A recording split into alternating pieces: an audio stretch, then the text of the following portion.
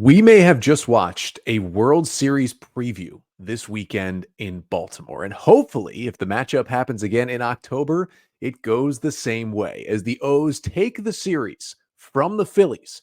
And I'll recap it all coming up on this episode of the Locked On Orioles podcast.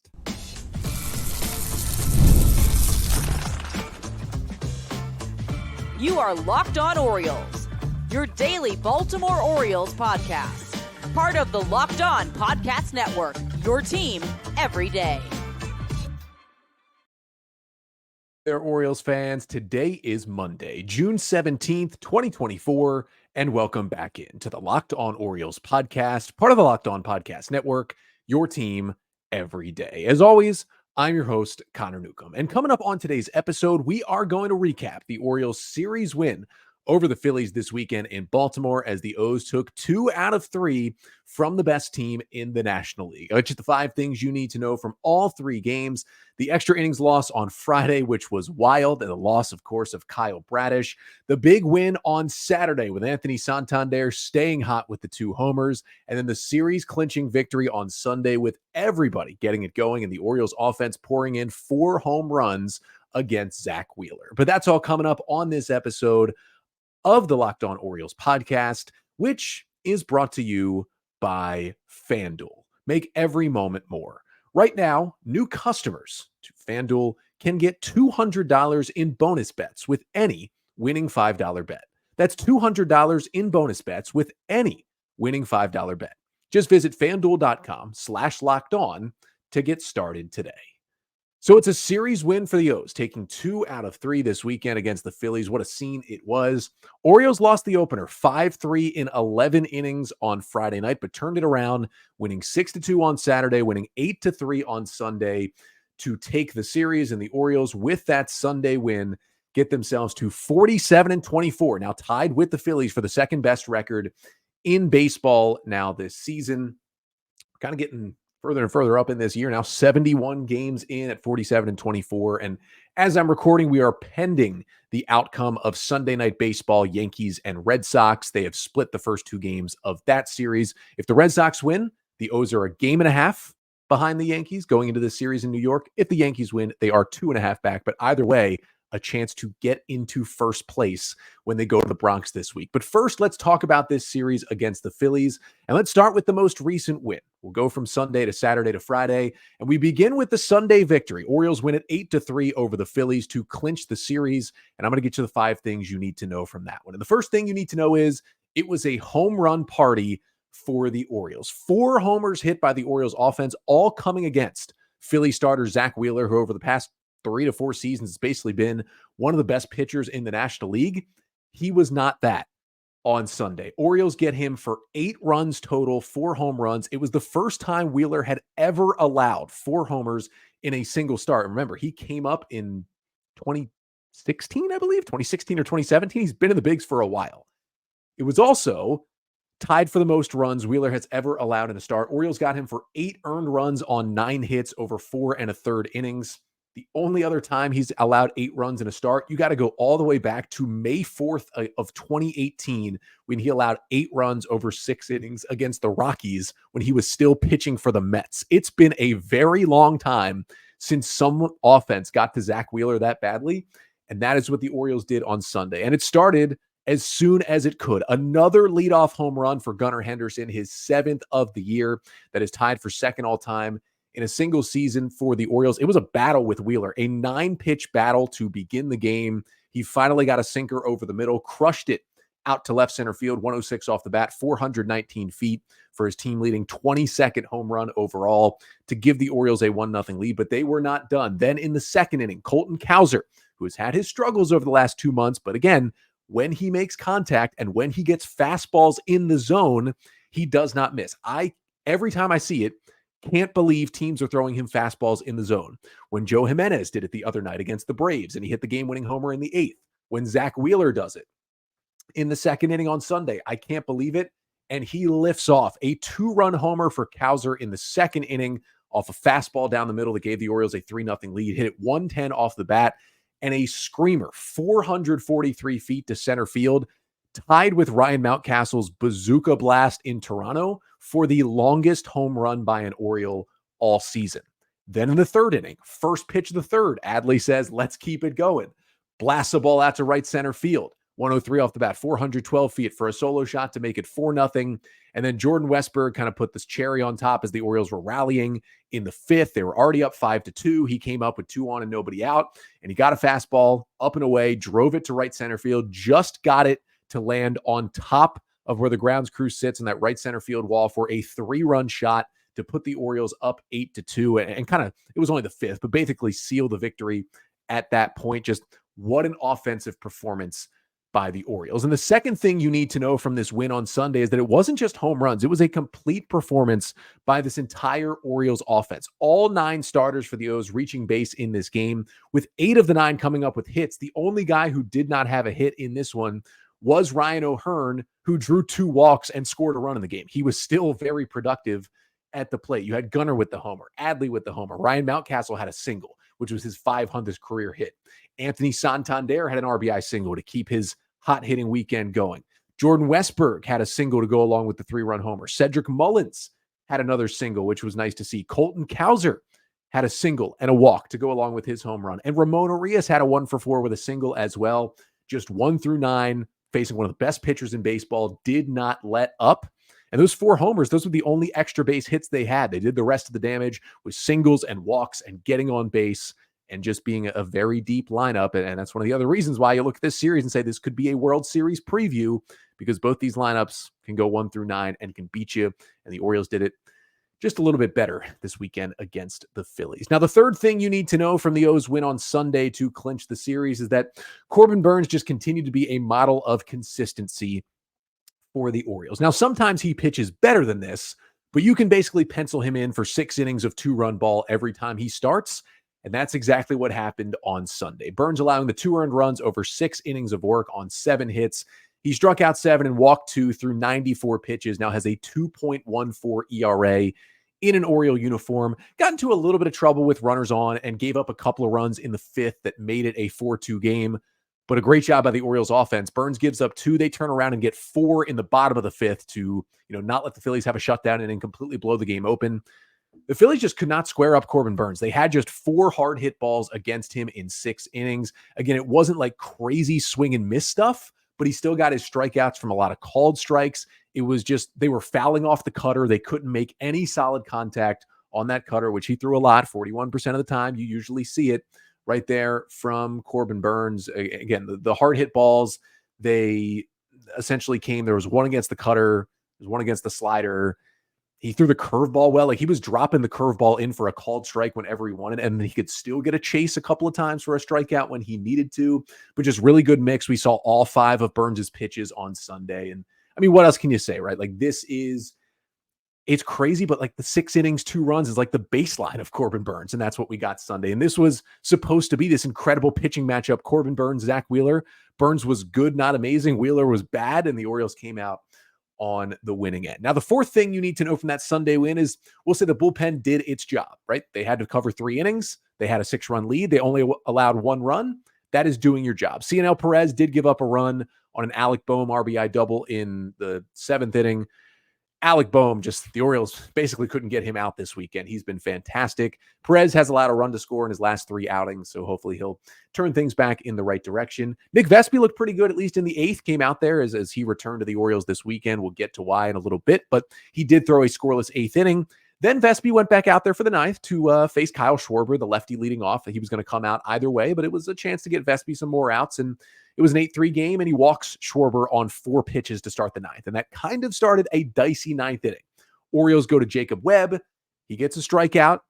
Then Jordan Westburg makes an error, his 3rd in the last 6 games, all at second base, just something to monitor there.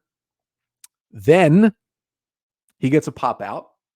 Then Ryan Mountcastle makes a throwing error, and all of a sudden it is 8-3, but the Phillies have the bases loaded with 2 outs in the 9th. So Brandon Hyde says, enough of this. He goes to Yennier Cano, and Cano strikes out Edmundo Sosa on 4 pitches. Luckily, does not allow the tying run to get to the plate and secures the series win for the O's. Wasn't the prettiest. Again, the defense didn't help him out, but the bullpen did what they needed to do in the end to win the series. And it is nice that today is the one and only off day of June. So even though they worked maybe a little harder than you would have liked when you score 8 runs and have the big lead, they do get the day off here today. And the fifth and final thing you need to know from the Orioles' 8-3 win over the Phillies on Sunday that clinched a series victory is that this just really capped off a great win, a great series win with an incredible weekend in Baltimore. I mean, you get 2 sold-out games on Saturday and Sunday. The Orioles win both of those. And although Friday wasn't sold out, it was like just shy of 44,000 were in the ballpark Friday night. So there were like 1,000 seats up for grabs. That was about it. So almost a sellout Friday.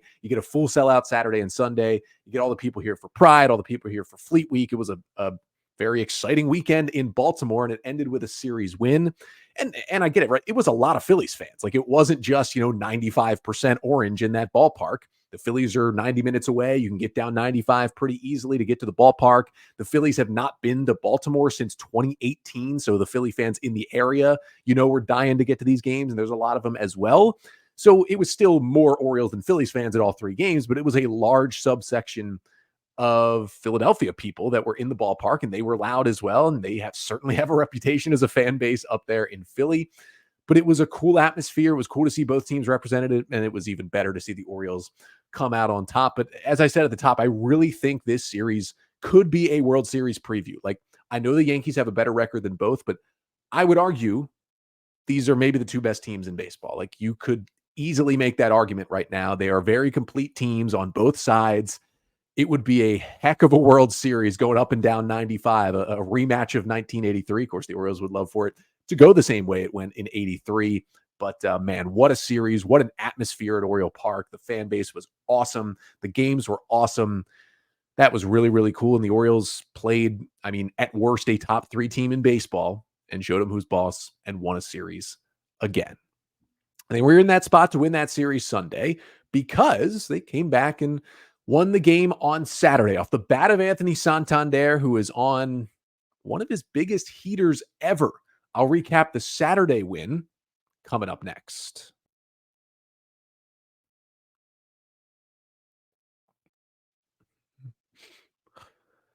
But first, this episode of the Locked On Orioles podcast is brought to you by FanDuel. Fun time in the sports world right now, because summertime means baseball, it means the NBA Finals, and it means more than that. And you can bet on it all over at FanDuel. It's the easiest place to do it. And right now, new customers can get $200 in bonus bets with any winning $5 bet. That's $200 you can use to bet everything from the Finals MVP to who's going to hit one out of the park. And hey, the Mavericks had one of the most lopsided Finals win ever against the Celtics the other night to keep this series alive. Maybe you look at those odds of the Mavericks coming all the way back and winning this series and say, you know what? Let's roll with it. You can do it at FanDuel. So just visit FanDuel.com/lockedon and add a big win to your summer bucket list at FanDuel, America's #1 sportsbook. And today's episode of the Locked On Orioles podcast is also brought to you by Prize Picks. And in terms of places to play daily fantasy sports, well, Prize Picks might be the most fun and most exciting place you can go. With Prize Picks, you can turn $10 into $1,000 in a single game watching your favorite sports this summer. You can make a Prize Picks lineup in as little as 60 seconds. All you need to do is look at the numbers on player stat projections on Prize Picks, and you take anywhere from 2 to 6 players, and you just pick more or less. That's it. You see the stat number the Prize Picks give you. You say more or less. It literally could not be easier to make the picks on Prize Picks. You can win 100 times your money with baseball-only lineups, and let me tell you, it takes no more than 60 seconds. It's truly that easy. And they got it for the NBA Finals as well. You can take a look at Luka Doncic, maybe assists 8.5 more or less. That's all you got to do is make the pick right there. So download the app today and use code LOCKEDONMLB for a first deposit match up to $100. Again, download the Prize Picks app today and use code LOCKEDONMLB for a first deposit match up to $100 at Prize Picks. Pick more, pick less. It's that easy.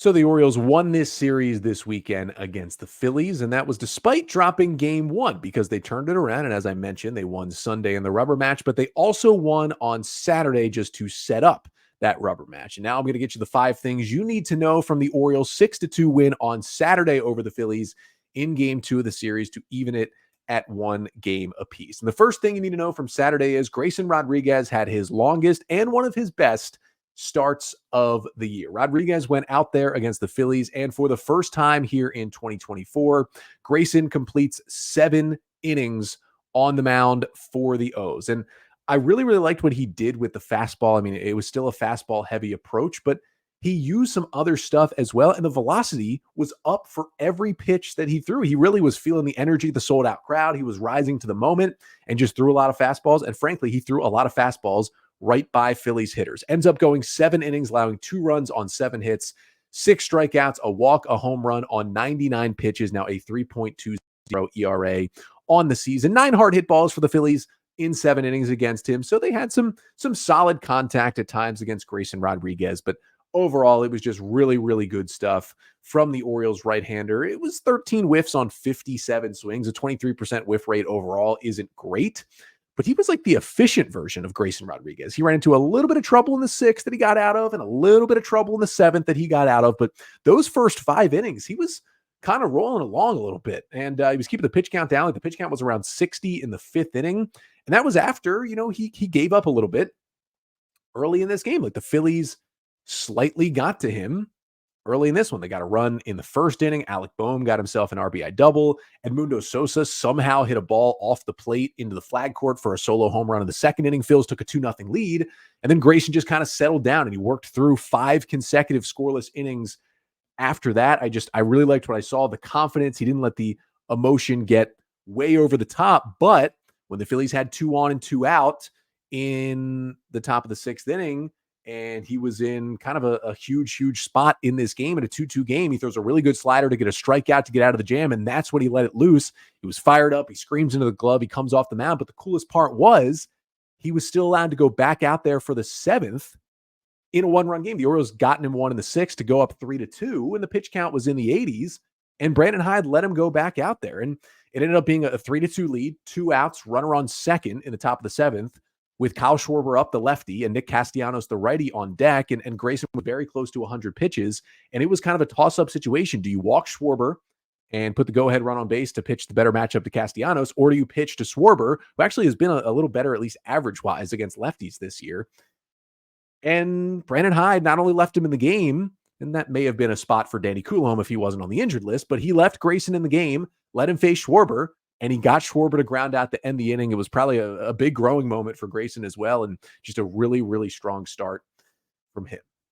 Second thing you need to know from that Saturday win is that the Anthony Santander heater continued. And this is no longer a heater. It's generally like anywhere from 7 to 10 days, stretching as long as 2 weeks sometimes, where you say Santander's on a heater.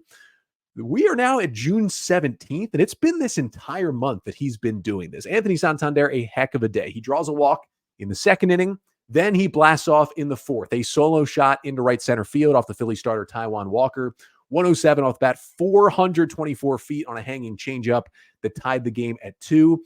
Then he had a nice at-bat, had the go-ahead sac fly in the 6th with runners on the corners and nobody out to give the O's a 3-2 lead.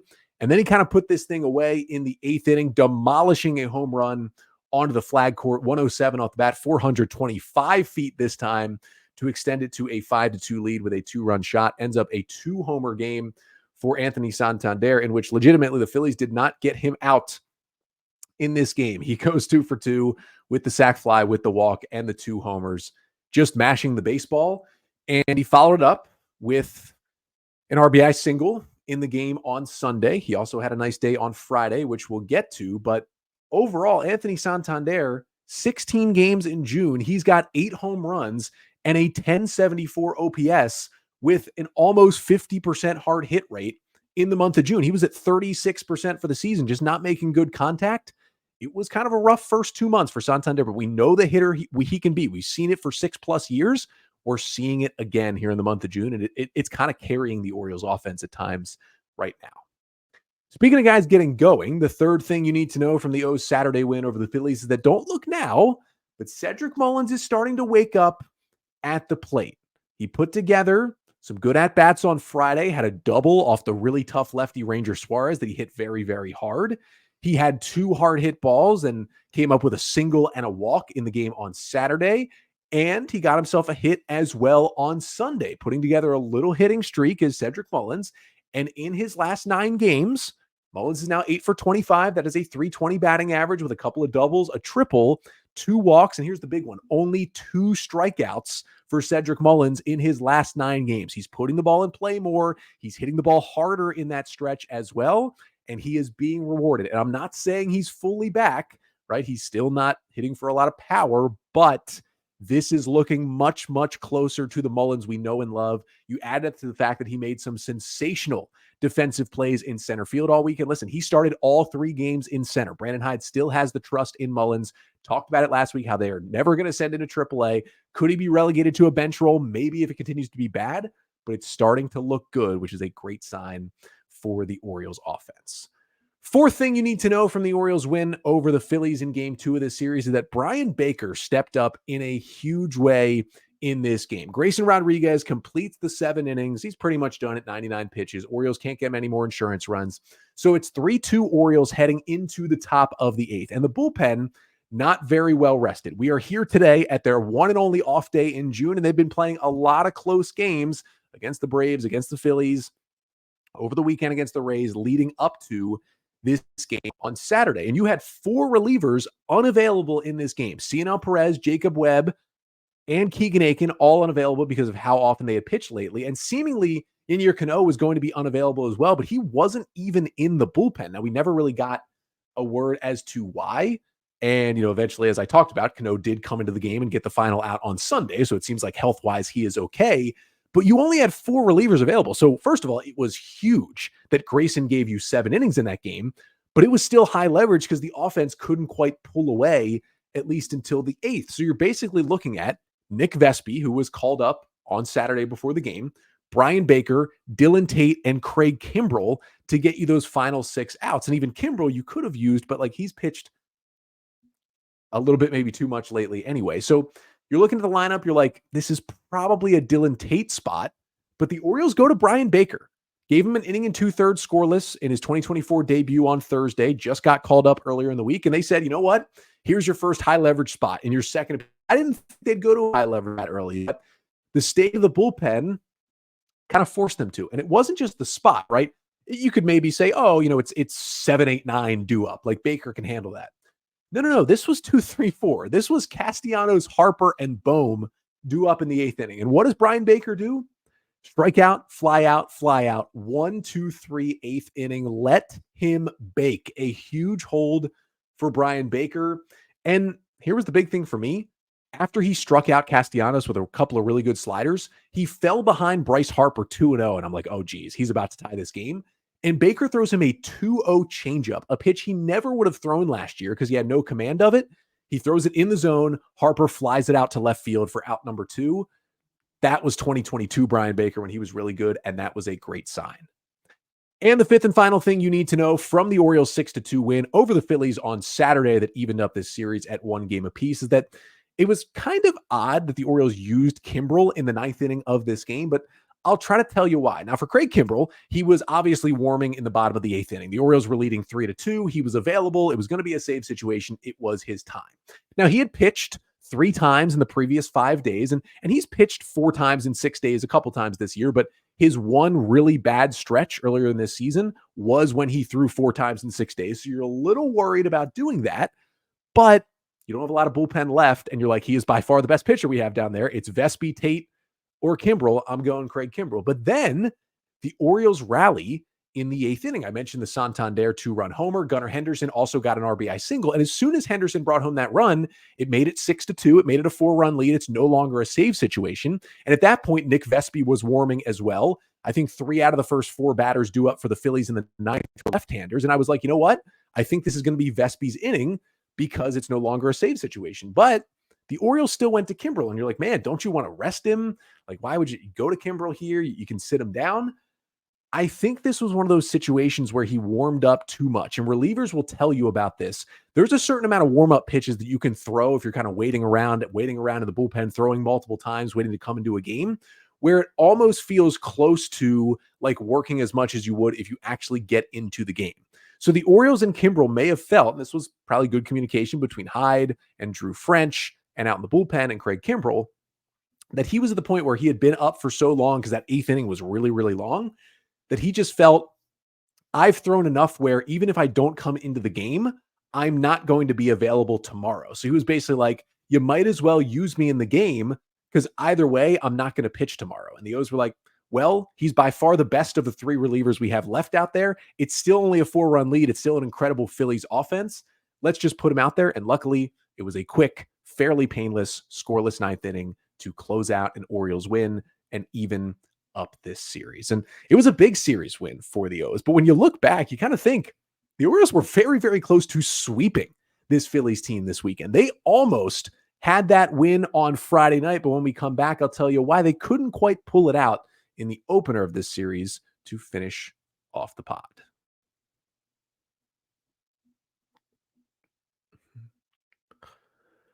But first, this episode of the Locked On Orioles podcast is also brought to you by Supply House. You can get supplies from the site that's made for the skilled trades, supplyhouse.com. Supplyhouse.com is the reliable way to order plumbing, HVAC, and electrical products online. Their easy-to-use website is packed with helpful resources and the latest product info to help you get the job done right. Shop a complete inventory of over 200,000 parts from over 400 top brands and get your order delivered right to your door with fast shipping from coast to coast. Need help with an order? Get expert support and industry-leading service from the friendliest folks in the business and talk to a real person every time. Pros in the skilled trades can even get a competitive edge by joining SupplyHouse.com's free Trade Master program. Every Trade Master gets access to a dedicated phone line, free shipping, and discounts on every order. Join the thousands of trade pros already benefiting from their free membership at supplyhouse.com/TM and order plumbing, HVAC, and electrical supplies from anywhere with just a few clicks at supplyhouse.com. And this episode of the Locked On Orioles podcast is also brought to you by the DK Law Group. The DK Law Group is a Maryland-based law firm who is redefining the legal process with their modern approach. The DK Law Group specializes in real estate law, estate planning, business law, and family law. They're tech savvy, they treat clients like family, and they focus on keeping your legal solutions simple. And with the DK Law Group, they know that speed is key. By leveraging technology, like we talked about, DK Law Group streamlines the process to serve you better and serve you faster. These are the lawyers that you want to work with. So contact DK Law Group today at dklawmd.com. And Locked On Orioles listeners can call today to schedule a free 30-minute consultation when you mention the tagline, Empowering Legacies.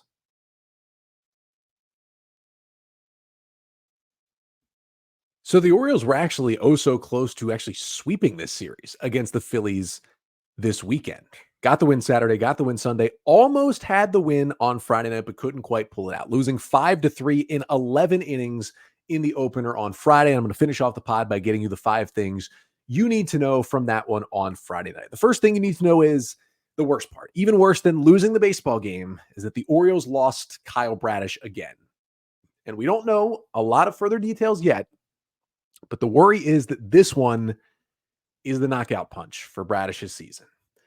Now, he was looking good. He allowed 2 solo homers, which is a little odd because Kyle Bradish actually had not allowed a home run all season coming into the start. Then he allows a leadoff homer to Kyle Schwarber. And then the Phillies backup catcher that they had just activated because JT Realmuto went on the IL. Well, that was Rafael Marchand, who actually had a really big game. Also got Bradish for a solo homer in the 5th to put the Phillies up 2-1. But otherwise, he was good. 5 innings, 2 runs, 3 hits, 4 Ks, a walk, 2 homers, 74 pitches through 5 innings in a 2-1 game. And you're thinking, okay, he has the pitch count to easily get through 6. Maybe he can get through 7 if he's efficient, but it's 74 pitches. He's been pushed much higher than that since returning from the UCL sprain. You're like, he's obviously coming out for the 6th inning.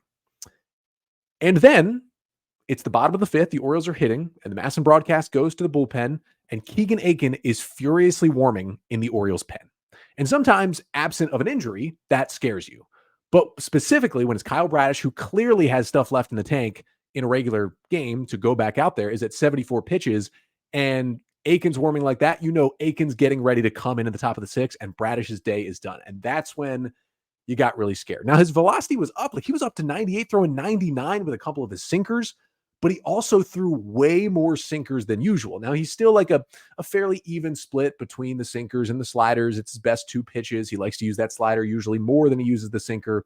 But in this start, and this could be a sign, 74 pitches, 41 sinkers to only 15 sliders. And sometimes, not all the time, but sometimes guys feel their elbow hurt a little bit more when they throw a breaking ball versus a fastball. And maybe that had something to do with the pitch mix. Now, it could have just been the attack plan against the Phillies specifically was they can't hit this sinker. Let's throw that sinker. But that could have been a part of this as well. That is not usual for Bradish to throw 40 plus sinkers and only 15 sliders. That's not what you usually see from Kyle Bradish. And even though the velo was up on everything and he was working through 5 really, really solid innings in this game, he comes out. And Brandon Hyde tells us after the game that Bradish told him his elbow was hurting him. He was sore. He comes out. And then immediately, pretty much on Saturday morning, the Orioles placed Kyle Bradish on the 15-day injured list with a UCL sprain. They ended up recalling Nick Vespi to take his spot. That's why Vespi was here and pitched that scoreless inning on Sunday.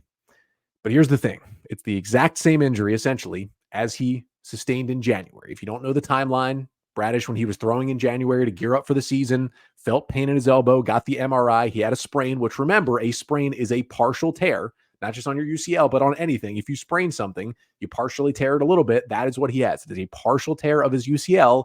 That is the ligament right there, that if you tear it, it generally leads to Tommy John surgery. We went through this once already. He decided against the surgery. He went for the rest. He got the PRP injection, and it worked.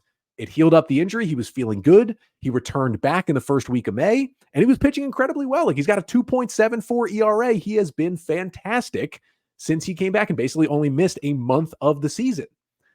Now, he had that kind of bad start a couple weeks ago against the Rays. He looked fatigued. We're like, oh, is this bad? Then he went out there the next start and dominated the Rays the next weekend. You're like, okay, he's fine. And he was getting those extra days to rest, which seemed to help him as well. And then this happened. You hope for the best.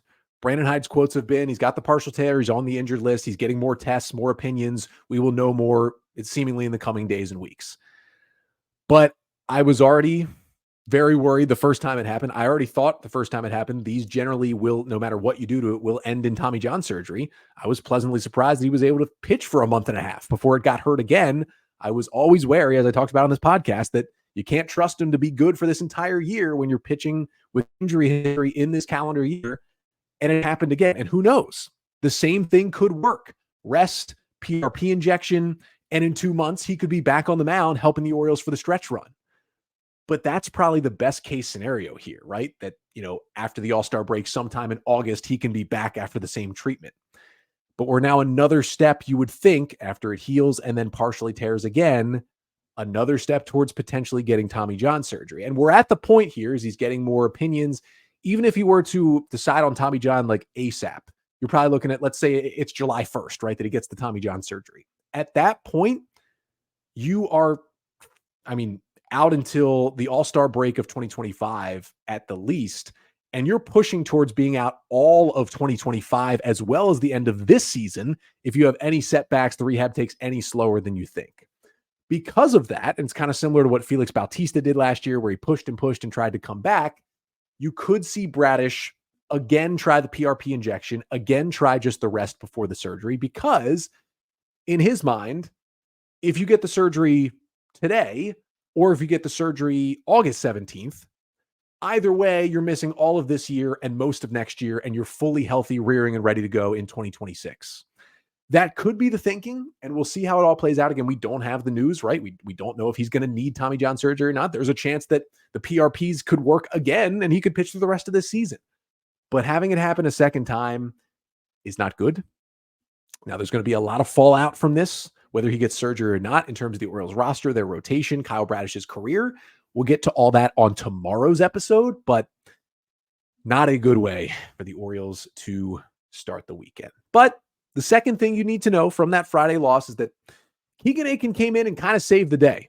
We saw him getting ready pretty quickly, How about 3 perfect innings with 4 strikeouts? He goes 9 up, 9 down to pitch through the 6th, 7th, and the 8th to keep it a 2-1 game, 7 whiffs on 15 swings.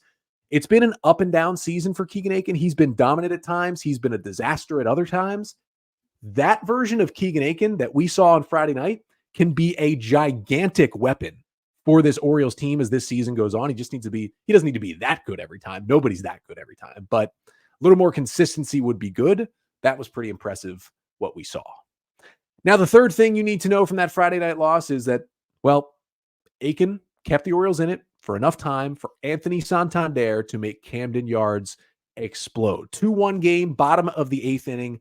Matt Strahm is in there. Ridiculously nasty lefty for the Phillies, who gave up 2 runs on opening day in his first outing of the year and had not allowed a run since then. Had come in with 26 consecutive scoreless innings out of the Phillies bullpen. He'd been basically unhittable. He retired the first 2 Orioles. Santander's up there. He gets a high fastball out of the strike zone and rips it over Baltimore in left field for a game-tying solo home run to even it at 2, hit it 104, 400 feet, just snuck over the wall. Man, when Santander's hot, like he's even hitting the guys that nobody else can hit. That was an electric moment at Camden Yards on Friday night when Santander tied that game. Now, the fourth thing you need to know from that Friday loss is that then, neither team scored in the 9th. We went to extra innings, tied at 2, and things got crazy after that. Yennier Cano comes in after a Kimbrel scoreless 9th. Cano comes in top of the 10th and does not have the good command. He starts by giving up an infield single, 1st and 3rd, nobody out. Then Jorge Mateo makes a really good play on a grounder. They catch Bryson Stott in a rundown. They tag him out in between 3rd and home. Then you get 1st and 2nd with 1 out. Then you're in a better spot with the zombie runner in the extra innings. And he's facing Christian Pache, who really doesn't hit righties, doesn't really hit at all, and can get himself out. And Cano just loses the command and walks Pache, the guy you cannot walk out of the 8-hole, and loads the bases with 1 out. But then he's facing the backup catcher in Marchand. He comes back, strikes him out for a huge 2nd out. And then you have the decision. You have the lefty Schwarber coming up. You have Cionel Perez ready in the bullpen. Do you keep in Cano, who's thrown a lot of pitches already and has not looked great, or do you go to the more rested lefty?